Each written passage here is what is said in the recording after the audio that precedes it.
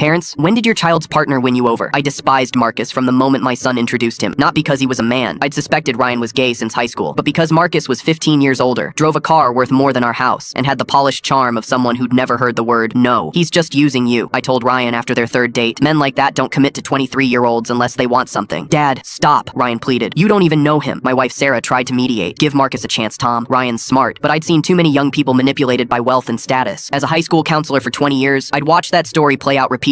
When Ryan moved into Marcus's downtown penthouse after dating just 6 months, I nearly cut him off completely. Our Sunday dinners became tense affairs, where I'd interrogate Marcus about his intentions, while he deflected with practiced ease. I understand your concern, he'd say with that infuriating smile. I'd feel the same way about my son. You don't have children, I'd snap back. Not yet, he'd reply, squeezing Ryan's hand. The engagement announcement came via group text. I didn't respond. Sarah went to their celebration dinner without me. You're making a terrible mistake, I told Ryan before the wedding. The only mistake is thinking you'd ever be happy for me, he responded, walking out. I attended the ceremony but remained stone-faced throughout. 3 months after their honeymoon, Sarah was diagnosed with aggressive pancreatic cancer, stage 4, terminal. Our world imploded overnight. I took leave from work, but it was Marcus who appeared at our door daily, sometimes with specialist contact information, sometimes with groceries, sometimes just to sit with Sarah while I showered. When Sarah needed specialized treatment in Boston, Marcus quietly arranged everything, the medical transport, the apartment near the hospital, even finding a temporary position for me at a local school. We can afford it, he said when I tried to refuse. Please, Tom, let me do this for Ryan's family. For Ryan's family, not for me. The distinction mattered. In Boston, Marcus appeared every Tuesday and Thursday after work. He'd bring dinner, handle insurance calls, and sometimes just sit reading beside Sarah's bed, never once mentioning the cruel things I'd said about him. One night, arriving at the apartment after a particularly brutal day at the hospital, I found Marcus alone in the kitchen, head in his hands, quietly crying. Where's Ryan? I asked, startled. Flight delayed in Chicago, he said, quickly wiping his eyes. Sorry,